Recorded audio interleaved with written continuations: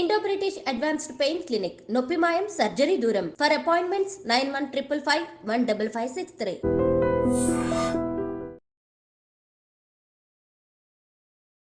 రాష్ట్రంలో చాలా ఇష్యూస్ అయితే జరుగుతున్నాయి. బీఆర్ఎస్ పార్టీ కూడా గ్రౌండ్ లెవెల్లో చాలా వరకు అంటే రాష్ట్ర సర్కారు ఏది తీసుకున్నా సరే దానికి కౌంటర్గా ఆర్ యాంటీగా ఏదో ఒక పోరాటం అట్లా చేస్తూనే ఉంది. చాలా ఇష్యూస్ అంటే చాలా ఇష్యూస్ నడుస్తున్నాయి.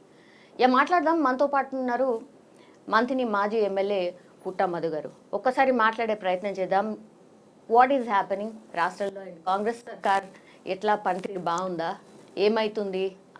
తన నియోజకవర్గంలో కూడా మరి కాంగ్రెస్ పార్టీ మీద ఏమనుకుంటున్నారు జనాలు? ఒకసారి మాట్లాడే ప్రయత్నం చేద్దాం. సార్ నమస్తే. నమస్కారం. ఫస్ట్ ఆఫ్ ఆల్ ఈరోజు మీరు మీడియా సమావేశం పెట్టినట్టున్నారు కదా సార్, కాళేశ్వరం ప్రాజెక్ట్కి సంబంధించి. కాళేశ్వరం పెద్ద ప్రాజెక్ట్, దానిపైన మీరు కొన్ని అభ్యంతరాలు వ్యక్తం చేస్తూ చాలా రాంగ్ ప్రాపగండా చేస్తున్నారు. బీఆర్ఎస్ పార్టీ ప్రజల కోసము అండ్ 1,00,00,000 ఎకరాల మాగాణి చేయడానికి కాళేశ్వరం టేకప్ చేసింది అనేటువంటిది మీ వర్షన్ ఉండే. కానీ దానిపైన కేసెస్ అయింది, విచారణ అవుతుంది, ఇదంతా జరుగుతుంది. కానీ దానికి సంబంధించి మీరు ఈరోజు ఏదో క్లారిఫై ఆర్ మీ డౌట్స్ వ్యక్తం చేసినట్టున్నారు. What is the issue sir? నేను ఇవాళ ప్రెస్ మీట్ పెట్టింది కాళేశ్వరం ప్రాజెక్టు గురించి కాదు, మా ప్రాంతానికి సంబంధించిన చిన్న కాళేశ్వరం అంటారు. అంటే ఈ కాళేశ్వరం ప్రాజెక్టు మొదలవడకన్నా ముందే ఉమ్మడి ఆంధ్రప్రదేశ్ రాష్ట్రంలో రాజశేఖర రెడ్డి గారు 2008లో అక్కడ ఫౌండేషన్ స్టోన్ వేసారు చిన్న కాళేశ్వరం. అక్కడ ఒక 25 ఎకరాలకు నీళ్ళు ఇవ్వడానికి కోసమని లిఫ్ట్ ఇరిగేషన్ కార్యక్రమాన్ని పెట్టారు.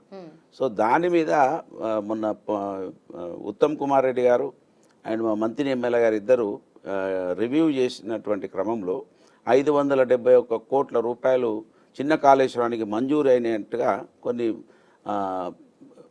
కొంత రెప్యుటేషన్ ఉన్న పేపర్లు పెద్ద శీర్షికలలో రాసిర్రు.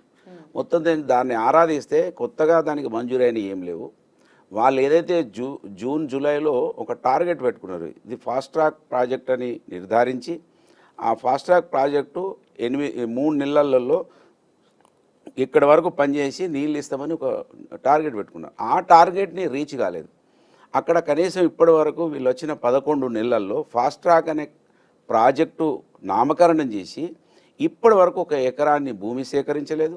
అక్కడ ఇంజనీర్లు ఏదైనా పనిచేయాలని ఇసుక కోసం అడిగితే ఇసుక సేకరించలేదు. అక్కడ దానికి ఒక సపరేట్ ఇంజనీర్ను పెట్టలేదు. ఇంజనీర్ను పెట్టకపోగా అక్కడ సూపరింటెండెంట్ ఇంజనీరే ఆ ప్రాజెక్టుకు లేడు. చిన్న కాళేశ్వరానికి 2 నెలల నుంచి ఎస్సీ గారే లేరు, ఎస్సీ లేరు, దానికి సపరేట్ ఒక అధికారి లేడు. ఏమి లేనటువంటి ప్రాజెక్టును మళ్ళీ ఒక 571 కోట్లు మంజూరు చేసినట్టుగా అధికార పార్టీ వాళ్ళ నాయకులు చెప్పినట్టుగా పెద్ద పత్రికలు అంటే ఈనాడు లాంటి పత్రికలలో 571 కోట్ల మంజూరు అని రాస్తే మా మంత్రి ప్రాంతంలో మళ్ళీ ఒక 571 కోట్లు మా ఎమ్మెల్యే శాంక్షన్ చేసుకొచ్చిండు, అద్భుతం జరిగిపోయింది, ఈ మంత్రిని వెలుగులోకి వస్తూ ఉన్నదని అక్కడ కాంగ్రెస్ పార్టీ వాళ్ళు ప్రచారం చేస్తారు. అసలు కాంగ్రెస్ పార్టీ వాళ్ళు ఈ పేపర్లు టీవీలో ప్రచారం చేయడం ఏందని నా బాధ. హైదరాబాద్ కేంద్రానికి 300 పైచిలుకు కిలోమీటర్లో ఉన్నటువంటి ప్రజలకి ప్రభుత్వానికి అనేక సమస్యలు దృష్టికి తీసుకెళ్ళి ప్రజల ఆకలి తీర్చాల్సినటువంటి ప్రజాస్వామ్య వ్యవస్థలో ఉన్నటువంటి 4వ స్తంభం మీడియా, ఆ మీడియా పనిచేయకుండా కాంగ్రెస్ పార్టీ పాంప్లెంట్ లాగా పనిచేస్తే ఇది దౌర్భాగ్యం అని చెప్పి ఆవేదనని వల్ల ఈ సమాజం ముందుంచిన టీవీలు పేపర్లు ప్రజల పక్షాన ప్రభుత్వం దృష్టికి తీసుకెళ్ళి ప్రతిపక్ష పార్టీల పాత్రను పోషించి ఏదైనా మంచి చేస్తే ప్రశంసించండి, మంచి ఆర్టికల్స్ రాయరు వాళ్ళ గురించి. కానీ ఏమీ లేనిది చాలా గొప్పగా రాస్తే ప్రజలకు ఎటువంటి సందేశం ఇచ్చిన వాళ్ళు? మినీ కాళేశ్వరం అసలు మెయిన్ మోటివ్ ఏంటి సార్? అంటే ఒకవేళ కాళేశ్వరం ప్రాజెక్ట్ కడితే ఏం జరుగుతుంది? అక్కడ నీటి సోర్స్ లేదు. మా జయశంకర్ భూపాలపల్లి జిల్లాలో ఉన్నటువంటి మండలాలు 5 మండలాలు. ఆ 5 మండలాలకు ఎలాంటి నీటి సోర్సులు. ఇప్పుడు మంతని పెద్దపల్లి జిల్లాలో ఉన్నటువంటి మండలాలకు ఎస్ఆర్ఎస్పి నీళ్ళు వస్తాయి, ఆయకట్టు వస్తుంది. అక్కడ మాత్రం గోదావరి పక్కకే ఉన్నది కానీ గోదావరి నీళ్లు వాడుకునే అవకాశం లేదు, బోర్లు పడవు. వర్ష ఆధారిత పంటలే ఉన్నాయి ఆ ప్రాంతంలో. కాటారం, మలహాలరావు మండలం, మహముత్తార మండలం, మాదేపూర్ మండలం, పలిమల మండలాలు. ఈ మండలాలకు నీటి సౌకర్యం లేదు. ఆ రోజు ఎల్లంపల్లి ప్రాజెక్టు కావచ్చు, దేవాదుల కావచ్చు, ఇలాంటి చిన్న కాళేశ్వరం కావచ్చు, ఇవి కూడా ఆ తెలంగాణ ఉద్యమం పుణ్యంగా వచ్చినాయి తప్ప ఈ తెలంగాణ ప్రజల ఉన్నటువంటి ప్రేమ మీద వచ్చినాయి కాదు. దాన్ని కూడా పూర్తి చేయకుండా ఎలాంటి అనుమతులు లేకుండా శిలాఫలకాలేసి మొబిలైజేషన్ అడ్వాన్సుల కింద డబ్బులు తీసుకొని జేబులు నింపుకున్నారు తప్ప వేరే ఏం లేదు. ఆ ఉద్దేశంతో పెట్టినటువంటి ప్రాజెక్టు దాన్ని పూర్తి చేయడం కోసం ఇవాళ ఆలోచిస్తాను. అది నిజంగా మంత్రి ప్రాంత రైతాంగానికి ప్రజలకు చాలా ఉపయోగకరం. అది మంచి, దాని ద్వారా మంచి జరుగుతుంది.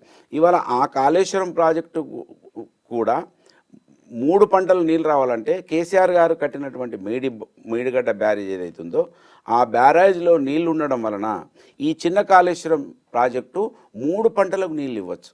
వీళ్ళు పెట్టినటువంటి ఏదైతే ప్రతిపాదన ఉందో వీళ్ళు పెట్టినటువంటి ఆ లిఫ్ట్ ఒకటే పంటకు నీళ్ళు వస్తాయి. కానీ వాళ్ళ కాళేశ్వరం ఈ ప్రాజెక్టు కూడా మేడిగడ్డతో అనుసంధానం అవుతుంది కనుక 3 పంటలకు నీళ్ళు ఇచ్చే అవకాశం ఉంటుంది. కనుక మేడిగడ్డను రక్షించాలి. మేడిగడ్డ మీద ఇవాళ పుంకాలుగా రాతలు రాయిస్తున్నటువంటి కాంగ్రెస్ పార్టీ ప్రభుత్వం ఆ కట్టుకథనాలు ఆపాలి. ఏదైతే ఆ చిన్న డ్యామేజ్ జరిగిందో దాన్ని రిపేర్ చేయించాలి. అది చిన్న డ్యామేజ్, 100కు 100% చిన్న డ్యామేజ్, 100కు 1000% చిన్న డ్యామేజ్. ఇప్పుడైతే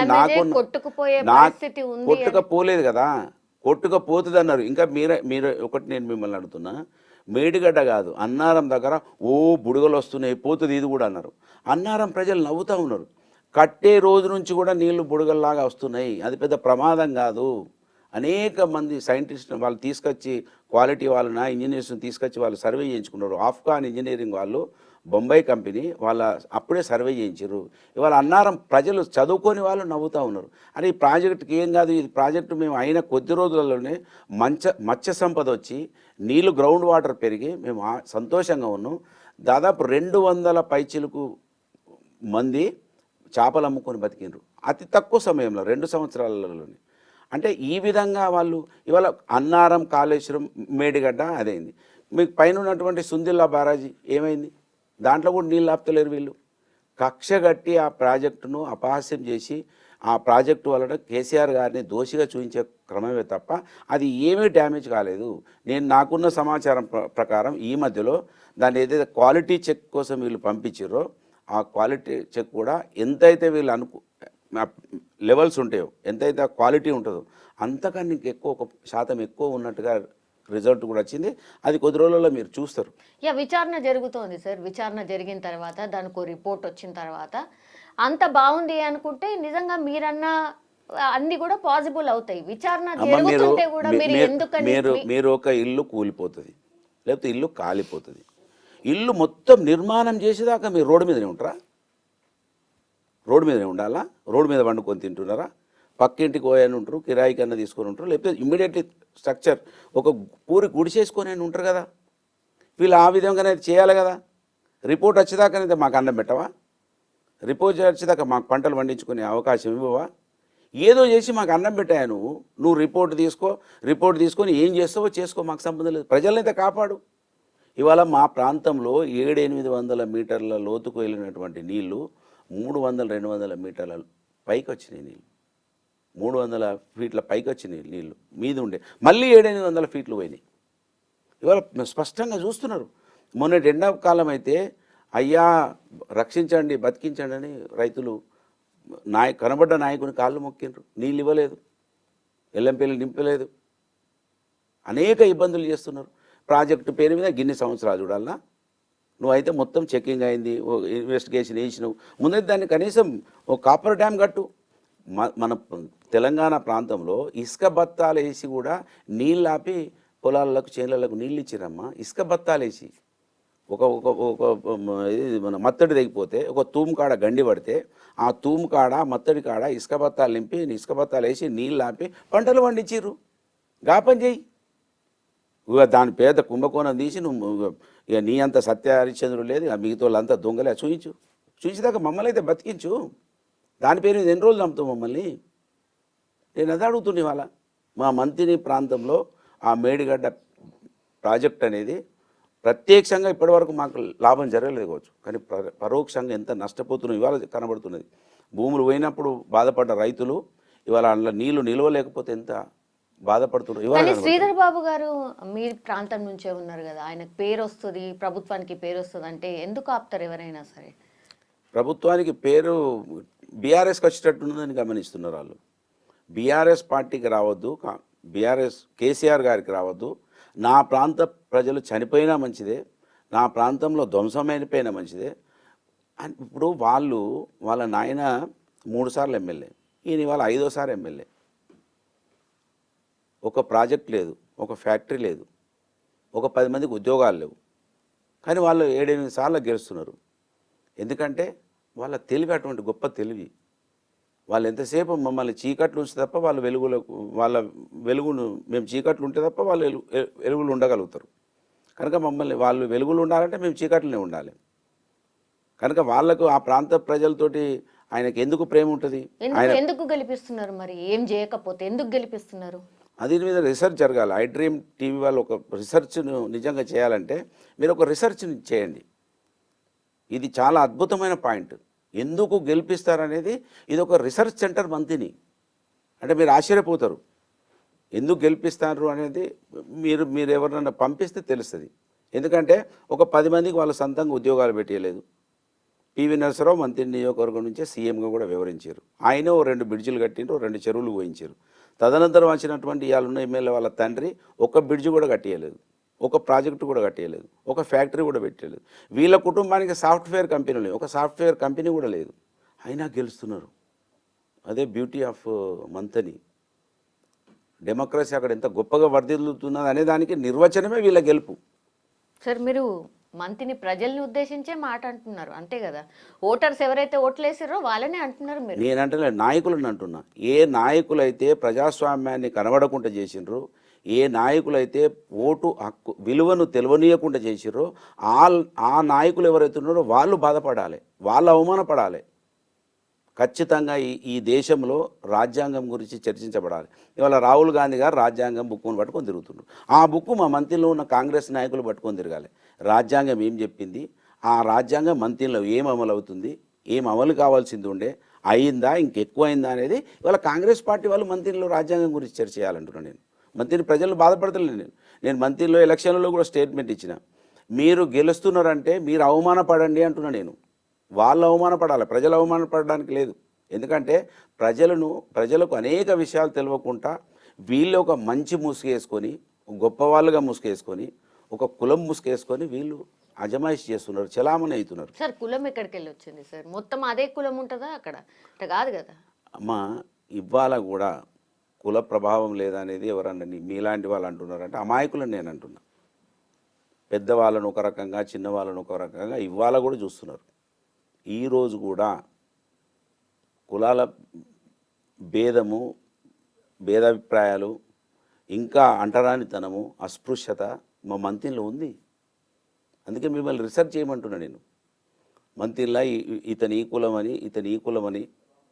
ఇవాళ కూడా మంత్రిని పట్టణంలో ఉన్నటువంటి మా ఎస్సీ ఇళ్ళకి ఇప్పటి కూడా పూజ చేయడానికో, పునస్కారం చేయడానికో, గృహప్రవేశం చేయడానికో బ్రాహ్మడు వెళ్ళడు. ఆశ్చర్యపోతారా? అవునా? నిజమా అని అనుకుంటారు మీరు. ఇవాళ ఇక్కడి నుంచి అడుగుతున్నాం మేము, ఇప్పుడే వెళ్ళండి, మీరు ఇదే నైట్లో వెళ్ళండి. అరే లేదంటే ఎట్లా అమ్మా? అందుకే అంటున్నా కదా, కాంగ్రెస్ పార్టీ రాహుల్ గాంధీ రాజ్యాంగం పట్టుకొని తిరుగుతున్నాడు కదా, ఆ రాజ్యాంగాన్ని కాంగ్రెస్ వాళ్ళు పట్టుకొని తిరగాలి. అందులో ఏం రాసి ఉన్నదో చెప్పాలి. దాంట్లో ఎన్ని అంశాలను వీళ్ళు ప్రజలకు తెలియజేసారో చెప్పాలి. రాజ్యాంగంలో ఉన్నటువంటి అంశాలు మంత్రిలో 10 సంవత్సరాలు తప్ప, 10 అనుకో, 15 అనుకో, ఫస్ట్ సోషలిస్టు, తర్వాత టీడీపీ, తర్వాత టీఆర్ఎస్, అంటే 15 సంవత్సరాలు తీసేస్తే 78వ స్వతంత్రం చేసుకున్నామా, 77 సంవత్సరాలు అయింది మనకు స్వతంత్రం వచ్చి. అంటే 15 సంవత్సరాలు తీసేయమ్మా. తీసేస్తే ఎన్ని సంవత్సరాలు అంటే అన్ని సంవత్సరాలు కాంగ్రెస్ పార్టీ. రాజ్యాంగం ఎంత గొప్పగా వాడిదిల్లిందో మీరు మంత్రిలో డిస్కస్ చేయాలి, ఆలోచించాలి. మీలాంటి వాళ్ళు అక్కడ టీవీలు కెమెరాలు పట్టుకొని పోవాలి. మరి అక్కడ అయిన వాళ్ళే ఏ క్యాస్ట్ వాళ్ళు, అక్కడ ఏ పార్టీ అయింది, ఎందుకు ఈ విధంగా ఉన్నదనేది చర్చ జరగాలి. ఇది రాజ్యాంగం రాహుల్ గాంధీకి చూపించాలి. మీ తాతల కాడి నుంచి రాజ్యాంగం ప్రకారంగా ప్రధానులు అయినరు, మీరు మాత్రం అయినరు. ఆ రాజ్యాంగాన్ని ఇవాళ గొప్పగా చెప్తున్నావు కదా, దాన్ని మొత్తం సర్వనాశనం చేసింది ఎవరు? రాహుల్ గాంధీ గారు. వాళ్ళ మంత్రిని వచ్చి చెప్పాలి. మంత్రిలు ఏమైనా బీఆర్ఎస్ పార్టీ చేసిందా? మంత్రిలు ఏమైనా ఇంకో పార్టీలు చేసినా? కాంగ్రెస్ పార్టీ రూల్ చేస్తుంది. మీరున్నప్పుడు ఆ ప్రయత్నం ఏమైనా చేసిర్రా మరి? చేస్తున్నాం ప్రయత్నం. మహనీయులను మంత్రిని సమాజానికి చూపించినాం. బాబాసాహెబ్ అంబేద్కర్ గారిని, మహాత్మా జ్యోతిబా పూలే గారిని, కాంగ్రెస్ పార్టీ లీడర్ అయినా కూడా బాబు జగజీవన్ రామ్ గారిని, కొమరం భీమ్ గారిని, సర్దార్ సర్వాయి పాపన్న గారిని, దొడ్డి కొమరయ్య గారిని, చాకల ఐలమ్మ గారిని, ఇవన్నీ వీళ్ళ యొక్క జీవిత చరిత్రను మంత్రిని సమాజం ముందు పెట్టి అసలు మహనీయులు ఏం చెప్పారు, ఇక్కడ ఏం జరుగుతుందనే మా ప్రయత్నంలో ఉన్నాం. మేము ఎమ్మెల్యే అయినప్పటి నుంచి కాంస్య విగ్రహాన్ని పెట్టినాం మంత్రిలో జ్యోతిరావు పూలే గారిది. మహాత్మా జ్యోతిరావు పూలే కాంస్య విగ్రహాన్ని పెట్టినాం మంత్రిలో. యా, ఇప్పుడు కాంగ్రెస్ పార్టీ 11 months అయిపోయింది సార్. కరెక్ట్, ఇంకా సంవత్సరం అవుతుంది కాంగ్రెస్ పార్టీ అధికారంలోకి వచ్చి. ఎట్లుంది పాలన? ఏమనుకుంటున్నారు? సోషల్ మీడియా మీరు ఇట్లా చూస్తే అర్థమవుతుంది మీకు, నన్ను అడగొద్దు. మీ సోషల్ మీడియా చాలా యాక్టివ్ ఉంది సార్. మా సోషల్ మీడియా యాక్టివ్ ఉంటే మేము మొన్ననే గెలిచేవాళ్ళం. కాంగ్రెస్ పార్టీ మోసపూరితమైనటువంటి సోషల్ మీడియా యాక్టివ్ ఉండడం వల్ల ఇవాళ ప్రజలు మోసపోయారు. ఒక రజక సోదరిమని, ఎక్కువ 100 చెప్పనేను, ఒక రజక సోదరిమని ముఖ్యమంత్రిని పట్టుకొని ఏం మాటలే అని, నేను 10 ఇళ్ళ దగ్గర పోయి పనిచేసి వస్తా, 100 ఇళ్ళ దగ్గర పోయి పనిచేసి వస్తా, నేను కూడా ఆ భాష వాడతలేను, నువ్వు అసలు ఏం మాట్లాడుతున్నావు, ఏం కులంలో పుట్టినావు అని ఇట్లా ఆయన కులం పేరు చెప్పగానే ఏం కులంలో పుట్టినావు నువ్వు అని ఆమె మాట్లాడింది. ముసలి వాళ్ళు అసహించుకుంటున్నారు. అసలు ఈ రాష్ట్రంలో ఒక్క వర్గం అన్న, ఒక్క వ్యవస్థ అన్న బాగుందా? 11 నెలలు ముఖ్యమంత్రి గారు సాధించింది ఏంటంటే, ముఖ్యమంత్రి కూడా ఏ విధంగా బూతులు తిట్టచ్చు, బూతులు తిట్టడానికే ముఖ్యమంత్రి కావచ్చు, పనులు చేయడానికి కాదు ముఖ్యమంత్రి అయింది. కొత్త రకమైన బూతు మాటలు, కొత్త రకమైనటువంటి చెడు మాటలు మాట్లాడచ్చు అనేది వాళ్ళకి రేవంత్ రెడ్డి గారు చూపించారు. చాలా ఇది ఒక కొత్త తరం. ఇది ప్రజా జీవితంలో మాలాంటి వాళ్ళు, నేను 30 సంవత్సరాల పైచిలుకైంది, 87, 88 నుంచి హై స్కూల్ ఎలక్టెడ్ ప్రెసిడెంట్గా ప్రజా జీవితంలో ఉన్నా. ఇటువంటి మాటలు అయితే ఎప్పుడు వెళ్ళలేదు. నేనైనా తక్కువ చదువుకున్నా కానీ ఇంత ఘోరంగానే అయితే మాట్లాడలేదు ఎప్పుడు. ఆయన టీవీల ముందంటే, పేపర్ల ముందంట ఏది పడితే అదే మాట్లాడుతున్నాడు. మళ్ళీ ఇంకొక దురదృష్టం ఏంటంటే, అసలు ఎదుటోళ్ళకు నేను అన్న మాటలు వాళ్ళకు మరి నిన్ననే ఒకటి అన్నా, ఇవాళ మళ్ళీ ఒకటి అంటే, అరే నిన్న ఒకటి అన్నాడు ఇవాళ ఒకటి అన్నాడు అనుకుంటారనే కనీసం ఆలోచన కూడా లేదు. నిమిషానికి ఒకటి అంటున్నాడు ఆయన. పాతకాలం కాదు కదా, తెల్లారితే పేపర్ వస్తే 4 అక్షరాలు చూస్తే తప్ప తెలియలేదు లేదుగా. లైవ్ రికార్డు ఉంటున్నాయి, ఎవిడెన్స్ ఉంటున్నాయి. అయినా కూడా ఆయన అబద్ధాలు ఆడుతున్నాడు. ఆయన సాధించింది మాత్రం అది 11 నెలల్లో సాధించింది ఏంటంటే, ప్రభుత్వం మా తండ్రి మా తల్లి అనుకొని భావించేటువంటి వృద్ధులు, వితంతువులు, వికలాంగులు గాళ్ళే పెన్షన్లు 2 నెలలు ఎగ్గొట్టిండు ఆయన. 2000 రూపాయలు కేసీఆర్ గారు మొదలుపెట్టినటువంటి 2000 రూపాయలు ఇవాళ పొద్దున ఫోన్ వచ్చింది, 2016 రూపాయలు ఇచ్చేది కేసీఆర్. ఆ 16 రూపాయలు కూడా కాంగ్రెస్ వాళ్ళు తింటారట. మీద కేసీఆర్ గారు ఇచ్చే 4000 దేవుడెరుగు. ఆ ఇచ్చే 2016లలో 16 రూపాయలు ఎగ్గొట్టిర్రు, 2 నెలల మధ్యలో ఎగ్గొట్టిర్రు. 2 నెలల 2000 ఎగ్గొట్టిర్రు, నెలకి ఇచ్చే 16 రూపాయలు ఎగ్గొడుతున్నారు. వాళ్ళు సాధించింది ఘనకీర్తి అది ఉంది. ఇక ఎవరు ఇండ్లు కూలగొట్టాలి. ఈ రేవంత్ రెడ్డి గారేమో హైదరాబాద్లో ఊర్లలోనే ఎమ్మెల్యేలు, ఏడ చూసినా హైడ్రా అంటారు. చెన్నూరు ప్రాంతంలో కూడా ఆయన వివేక్ గారు ఎమ్మెల్యే అయిన తర్వాత ఆయన అద్దులు పెట్టిండు, బఫర్ జోన్ అని చెప్పి ఆ ఊరంతా సగం ఖాళీ చేస్తా అంటాడు ఆయన, చెన్నూరును పట్టుకొని అక్కడ కూడా కూలగొడతాడు ఆయన. సో ఈ విధంగా వాళ్ళు పరిపాలన బ్రహ్మాండంగా 11 నెలలు మాత్రం కాదు సార్. అక్రమంగా కట్టినవి కూల్చొద్దు అంటున్నారా? చెరువులలో కట్టినవి కూల్చొద్దు అంటున్నారా? ఎందుకు కూల్చొద్దు? నేను అక్రమమా సక్రమమా అంటలేమమ్మా. ఒక జీవనోపాధి కోసం రోడ్డు మీద ఒక టేలా వేసుకొని బతుకుతున్నా నేను. పాన్ షాప్ పెట్టుకున్నా, లేకపోతే చెప్పులు కుట్టుకుంటున్నాను. నన్ను అక్కడి నుంచి నువ్వు పక్కకు పోమ్మంటున్నావు. నాకేం ఒక జీవనోపాధి చేసి పంపి. నేను ఇల్లీగల్గానే వేసుకున్న టేలా, కానీ అన్నం తినడానికి వేసుకున్నాను. నేను ఎవరినో ముంచడానికో ఎవరినో మోసం చేయడానికో కాదు కదా. నా భోజనం కనీసం ఈ దేశంలో నాకు కూడా కడుపు ఉన్నది, ఆకలి ఉంటుంది, నా ఆకలి కోసం ఏదో పెట్టుకున్నా. గదిని కోసం నువ్వు చూపించమంటున్నా. నువ్వు అక్రమమా సక్రమమా నీ అధికారులకు తెలియలేదా? మరి నీ ప్రభుత్వం ఉన్నప్పుడే కట్టిరు కదా, అక్రమం సక్రమం పర్మిషన్లు ఇచ్చారు కదా, ఇన్ని సంవత్సరాలు మొదట ట్యాక్స్ వసూలు చేసినావు కదా. ఏదైనా కూడా దానికి ఒక పద్ధతి ఉన్నది, ల్యాండ్ అక్విజిషన్ యాక్ట్ ఉన్నది, దాని పద్ధతిలో పోవు. నువ్వు ముందు వాళ్ళను నీ విషయాలు చెప్పు. మేము ఈ పద్ధతిలో పోతున్నాం, మాకు సహకరించండి, మీకు ఏమైనా అయితే మేము సాయం చేస్తామని. ఒక ఆయన అంటాడు కాంగ్రెస్ లీడర్ 10,000 కోట్లు పెట్టినాం పరిహారం ఇవ్వడానికి. పరిహారం ఇస్తున్నాం మేము, పరిహారం ఇంత కాకపోతే ఇంత ఇస్తాం. 1కి 4 సార్లు వాళ్ళతోటి మీటింగులు పెట్టిన సందర్భాలని. నేను కూడా కాళేశ్వరం భూసేకరణ జరిగేటప్పుడు మంతిలో ఎమ్మెల్యేగా ఉంటే నేను రోజులకు తరబడి రైతులతో కూర్చున్నా, మాట్లాడినా. వాళ్ళు గింత అడుగుతారని వచ్చి చెప్పిన కేసీఆర్ గారికి, హరీష్ రావు గారికి, గింత కాకపోతే గింత ఇవ్వనంటే ఒప్పిస్తా అన్నని కూర్చోబెట్టి ఒప్పించిన నేను. ఇదే వాళ్ళు ఉన్న ఎమ్మెల్యే చాలామందితో కోట్లలో కేసులు వేయించిండు, చాలామందిని ఎంతో ఆందోళన చేయించే ప్రయత్నం చేసిండు. వాళ్ళకి దండం పెట్టినాం, ఈ ప్రాజెక్టుతో మనకు ఉపయోగపడుతుంది అని చెప్పినాం. మత్స్య సంపద పెరుగుతుంది, వాతావరణం బాగుంటుంది, మనకు అడవి ఉన్నది, ఆలయాలు ఉన్నాయి, నీళ్లు ఉంటే ఈ ఏరియా అంతా టూరిజం డెవలప్ అవుతుంది, మంచి మన జీవితాలు మారుతాయని ఇట్లా నేను అవేర్నెస్ చేయించిన. అట్టే చేయి నువ్వు. అక్రమమా సక్రమమా? అక్రమం సక్రమం తెలియాల్సింది ఎవరు? నీకు తెలవాలి ఫస్ట్. సక్రమమైన వాళ్ళకు ఏ విధమైనటువంటి పరిహారం ఇవ్వాలి, సక్రమం కాని వాళ్ళకి ఏ విధంగా పరిహారం ఇవ్వాలనేది మనకు చట్టంలో ఉంది కదా. అది చెప్పే బాధ్యత నీకు లేదా? రూల్స్ నీకు తెలుసు, ప్రజలకు ఏం తెలుసు రూల్స్? ప్రజలకు తెలిసింది ఒకటే, నాకు ఏదో నా పుట్టకు 2 పూటల బువ్వ రావాలని చూసుకుంటాడు. 10 ఏళ్ల పాటు బీఆర్ఎస్ పార్టీ పూర్తిగా రాష్ట్రంలో విధ్వంసం చేసి వెళ్ళింది. దానికి కరెక్షన్ చేయాలి అని అంటే మీరు ఇచ్చిన టైం ఓన్లీ సంవత్సరమే ఎట్లయితుంది, అన్ని తీస్తున్నా అన్ని చూస్తున్నా అని రేవంత్ రెడ్డి గారు అంటున్నారు. ఇంకా స్టార్ట్ కూడా కాలేదట. ఇప్పుడు స్టార్ట్ అవుతుంది. విధ్వంసం అనేది ఆయన ఏమనుకుంటున్నారంటే ప్రాజెక్టులు కట్టడం, గురుకులాలు కట్టడము, స్కూల్స్ను బాగా చేయడము, హాస్పిటల్స్ బాగా చేయడము, మంతిని మాదేపూర్ లాంటి ప్రాంతాలకి డయాలసిస్ సెంటర్లు ఇవ్వడము, మంచి వసతులు ఇవ్వడము, కాలేజీలలో స్కూళ్ళల్లో మంచి ఇన్ఫ్రాస్ట్రక్చర్ ఇవ్వడం. వీళ్ళు అదే విధ్వంసం అనుకుంటున్నారు. వీళ్ళు వచ్చి బిల్డింగులు కూలగొట్టడమేమో కన్స్ట్రక్షన్ అనుకుంటున్నారు. అంతే కదమ్మా. 11 నెలలు అయింది. ఏదైనా మంచి పనితోటి మొదలు పెట్టాలి ఎవరైనా, కూలగొట్టుడితో మొదలు పెడతారు ఎవరైనా?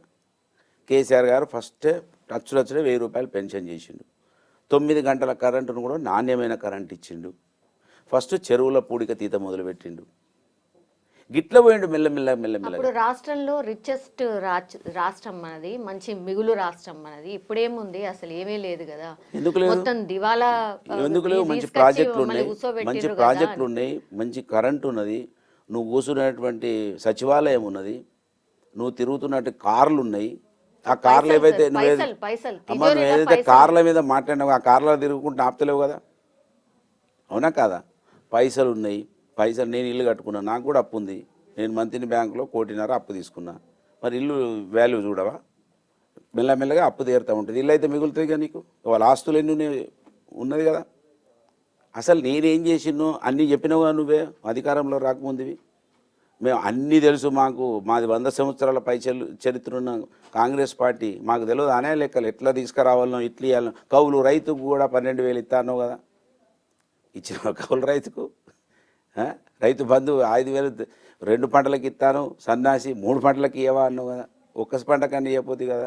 రోడ్లకు గుట్టలకు కూడా ఇచ్చారు కదా సార్, అవన్నీ లెక్కలు అవన్నీ అవి తీసేసి వాళ్ళని రికవరీ చేసే వరకు అయితే మాకు ఇష్టోళ్ళకైతే మేమైతే గుట్టలకు తీసుకోలే, రోడ్లకు తీసుకోలే. నేనంటే నేను కాదు, ఎవరికో ఒకరికి వాళ్ళకైతే గుట్టలు ఉన్నోళ్ళకి, రోడ్లు ఉన్నోళ్ళకి ఇయ్యకు, వాళ్ళని పక్క పెట్టు. మరి ఇయ్యనంటే మొత్తానికి ఇయ్యకు. మరి సగం ఇచ్చినది సగం అప్పుడు ఎందుకు? మళ్ళీ ఇప్పుడు ఎంపీ ఎలక్షన్లు ఉన్నప్పుడేమో 5,000 వేస్తేవి, అదే 7,500 వేసిన వాళ్ళు కూడా అవి వేయకపోతేవి. మళ్ళీ ఎంపీ ఎలక్షన్లు అయిపోగానే మళ్ళీ ఇవ్వకపోతేవి. మళ్ళీ సబ్ కమిటీ అంటావా? మరి ఎంపీ ఎలక్షన్లు అప్పుడు సబ్ కమిటీ అవసరం లేదా? అప్పుడు సబ్ కమిటీ లేకుంటే ఎందుకు ఇచ్చినావు? ఇచ్చేదేదో మరి 7,500 అయిపోతుంది, గదే 500 ఇస్తేవి. మరి ఇచ్చేదేదో మళ్ళీ రెండోసారి కూడి వానాకాల పంట కిందకి ఇవ్వద్దు అంటే ఓట్లు ఇవ్వనా? ఓట్లు వస్తేనే వీళ్ళకి ప్రజలు గుర్తొస్తారు, ఓట్లు వస్తేనే రాజ్యాంగం గుర్తొస్తుంది వీళ్ళకు. అసలు కాంగ్రెస్ పార్టీని నమ్మడం అనేది ప్రజలు చేసుకున్నటువంటి పెద్ద తప్పిదం. అది ఈ దేశంకు పట్టిన శని ఏంటంటే కాంగ్రెస్ పార్టీ. అది కింది నుంచి పైదాకా ఏ ఆధారమైనా మీరు తీసుకోండి, ఏ ఆధారం వాళ్ళు నమ్మడం. ఇవాళ ఈ తెలంగాణ రాష్ట్రంలో ఏ యూట్యూబ్ ఛానల్స్ అయితే నమ్మి ఆయన నెంబడి తిరిగినాయో, ఆ యూట్యూబ్ ఛానల్లో కూడా అవమానం చేసిండు గారు రేవంత్ రెడ్డి. మొన్న ఎవడు పట్టుకొని ఆడబెట్టుకొని బొంగ పట్టుకొని తిరుగుతారని నమ్మాలని మేము అంటాడు. గదిటితోటే గెలిచినావు, గవాళ్ళే నీకు సపోర్ట్ చేసిర్రు. ఏ మేధావులు అయితే అనుకుంటున్నారో గవాళ్ళే నిన్ను ఓ అని ఎత్తుకున్నారు. అయిపోయా కథం. 10 రోజులు తిరగకముందు వాళ్ళకు సుక్కలు చూపించినావు. ఇవాళ ఎవరితోటి బాగున్నారమ్మా కాంగ్రెస్ పార్టీ? మరి మీరు రేవంత్ రెడ్డి ఒక్కరే కాదమ్మా, ప్రతి కాంగ్రెస్ వ్యక్తి అదే విధంగా ఉన్నాడు. ఊర్లలో ధ్వంసం చేసేస్తున్నారు. పోలీసు అయితే జెండాలు కండువాలు కప్పుకొని తిరుగుతున్నారు పోలీసులు. కొంచెం కొంచెం ఐఏఎస్లకు కూడా గతంలో మీ కండువా కప్పుకున్నారు సార్. అస్సలే ఇప్పుడు అస్సలే ఇప్పుడు ఎవరు అధికారంలో ఉంటే వాళ్ళ కండువా కప్పుతారు సార్. సార్ ఇది అట్లా అయిపోయింది సార్, ఏం అనడానికి లేదు ఎవరిది తప్పు అంటే ప్రజలకు కూడా అర్థమైపోయింది. లాస్ట్లీ సార్ ఇప్పుడు నెక్స్ట్ రాబోయేది స్థానిక సంస్థల ఎన్నికలే ఉన్నట్టున్నాయి. ఎట్లుండబోతోంది ఫైట్? మీది బాగానే ఉంటుందా? ఎట్లా చూడాలి? ప్రజలు ఖచ్చితంగా వీళ్ళకు కొంచెం సురుకు పెడితే బాగుంటుంది అని భావిస్తే, వాళ్ళకి ఈ 11 నెలల పరిపాలన అర్థమై ఉంటే ఖచ్చితంగా వాళ్ళు మంచి నిర్ణయం తీసుకోవాలి. వీళ్ళకు సురుకు పెట్టకపోతే వీళ్ళు ప్రజలకు ఇచ్చే డబ్బంతా కూడా ఢిల్లీ కాంగ్రెస్కి ఇస్తారు, వాళ్ళు దాచుకుంటారు. ప్రజలకు మాత్రం కేసీఆర్ గారి మీద చెప్తారు అప్పులు చేసిపోయింది అని. అప్పులు చేసిపోతే మీరేమైనా హెలికాప్టర్లో తిరుగుడు ఆగుతురా? మీరేమైనా జల్సాలు చేయడం ఆపుతురా? ఏ ఎలక్షన్లు వస్తే ఆ ఎలక్షన్లు ఇక్కడ నుంచి సంచులు పట్టుకపోయి ఢిల్లీకి ఇవ్వడం ఆపుతురా? మాకు పెన్షన్ ఇవ్వమంటే కేసీఆర్ మీద చెప్తావు, నువ్వు ఢిల్లీకి కప్పం కట్టడానికి మాత్రం ఏ కేసీఆర్ అవసరం లేదా? వీళ్ళు ఏం ఆపినని ఇప్పుడు? ఏ మంత్రులు అయితే కాంపిటీషన్ పెట్టుకుంటారు, నువ్వు ఆటి వేసిన నీటు హెలికాప్టర్ తప్ప కార్లలో తిరుగుతలేరు మంత్రులు. దాంట్లో కాంపిటీషన్ అయింది వీళ్ళకు. కనుక వీళ్ళు పథకాలు ఇవ్వాలంటే బీఆర్ఎస్ పార్టీని మంచి బలపరచుకోవాల్సిన అవసరం ఉన్నది. బీఆర్ఎస్ పార్టీ ప్రజాప్రతినిధులు రేపు ఈ ప్రభుత్వం మీద కొట్లాడితే తప్ప వీళ్ళు పథకాలు ఇవ్వరు. కేసీఆర్ గారు పార్లమెంట్ ఎలక్షన్లో తిరిగిన కనుక రైతు బంధు వచ్చింది, లేకపోతే రాకపో. ఇవాళ కేసీఆర్ గారు ఒక దిక్కు మొత్తుకున్నాడు కనుక ఆయనతో ఆ 16,000 కోట్ల 18,000 కోట్ల రైతు రుణమాఫీ అయిందంటే అది బీఆర్ఎస్ పార్టీ పోరాటం పుణ్యం. ఇప్పుడు కేసీఆర్ గారు ఎప్పుడు బయటకు వస్తున్నారు? ఎప్పుడు మీకు అందుబాటులో రాబోతున్నారు? ప్రజలు ఎప్పుడు చూడబోతున్నారు కేసీఆర్ గారిని మళ్ళీ? అంటే ఇంకా నేను కేసీఆర్ గారి ప్రోగ్రామ్ అయితే మాకేం చెప్పలేదు, మాకేం ఇవ్వలేదు. ఎప్పుడు వస్తారు బయటికి ఇంకేందనేది కాన్స్టిట్యున్సీల వారిగా మమ్మల్ని పిలుచుకుంటారు అనేది వింటున్నాము. పిలుచుకొని మాట్లాడతారు, చేస్తారు. ఈ రేవంత్ రెడ్డి గారికి కేసీఆర్ వచ్చి చెప్పే అంత అవసరం ఉండదని నేను అనుకుంటా. మాలాంటి వాళ్ళం సరిపోతుంది. రేవంత్ రెడ్డి గారు కేసీఆర్ వచ్చి చిన్నగా కూడా తప్ప ఏం లేదు. అంత పెద్ద మనిషిని ఆయన ముఖ్యమంత్రి కాకముందంటే వేరు, ముఖ్యమంత్రి అయినాక ఏ మీటింగ్ పోతే ఆ మీటింగ్లో, మొన్న ఏదో ఇక్కడ వరంగల్లోనే ఇక్కడ మీటింగ్లో 50 నిమిషాలు ఏదో మాట్లాడితే 56 సార్లు కేసీఆర్ పేరే తీసినట్టు. 40 నిమిషాల 45 నిమిషాలలోను అన్నిసార్లు కేసీఆర్ అవసరం. ఇప్పుడు నువ్వేం చేసినావో చెప్పరా? ఇగో నేను గీ పని చేసిన ఇగో గీ చేస్తా అని చెప్పు. అంటే రేవంత్ రెడ్డి గారు ఏమనుకుంటున్నారంటే మీరు పనికిరారు, ఆయన్నే కదా రావాలి అనేది చూయించుకోవాలి. ఆయన సోషల్ మీడియాలో ముఖ్యమంత్రిని అంత దిట్టంగా చూసినామా? ఎక్కడన్నా చూసిరా? ఆయన ఒక్కనే తిరుగుతురా? మొత్తం కుటుంబాన్ని తిరుగుతారు, భార్యను, బిడ్డను, తల్లిని ఈ విధంగా మాట్లాడుతారు. లేకపోతే ఆయన మా మంత్రి ఎమ్మెల్యే అంటాడు, యూట్యూబర్లకు 1000, 2000, 5000 ఇచ్చి మాట్లాడిస్తారంటారు. అట్లా మాట్లాడితే మీరు చూడండి, మంచి చాలా పెద్ద మనుషులు మాట్లాడుతారు, కళ్ళల్లో నీళ్లు పెట్టుకుంటారు. వాళ్ళతో మాట్లాడేయగలుగుతారు ఎవరన్నా? అంటే అంత వ్యంగ్యంగా మాట్లాడుతుర్రు. వాళ్ళ ఆ ప్రజల ఆందోళన, ఆవేదన. మరి ఎవరు మాట్లాడించి నేను అక్కడ ఏది ఆదిలాబాద్ జిల్లాలో ఆర్డీఓ కారణం కాలబెట్టారు, నిర్మల్ ఇథనాల్ ఫ్యాక్టరీ దేనికోసం. ఈ విధంగా ఆగ్రహానికి గురవుతుర్రు. ఎవరో ప్రోగు చేస్తే కాలు పెడతారా? అస్సలు జరగదు అట్లా. నీ లోపల ఆ కష్టం ఏంది, ఆ బాధ ఏందో బయటకు వస్తే తప్ప ఎవరో చెప్తే చేయం. ఎవరో చెప్తే ఏది చేయరమ్మా. ఎవరో చెప్తే చేసేది 1% ఉంటుంది కావచ్చు, అంత ఈజీ కాదు. లగచర్లది కూడా అంతే. వాళ్ళకు ఆ భూములు, వాళ్ళ ఆ పరిస్థితులు అవన్నీ గుర్తొచ్చి వాళ్ళు చేసిన ఆందోళన తప్ప కేటీఆర్ లేదమ్మా. 1% ఉండదు అట్లా. మేము చూస్తలేమా? నువ్వు చేస్తే ఎంత ఏం చేస్తావు?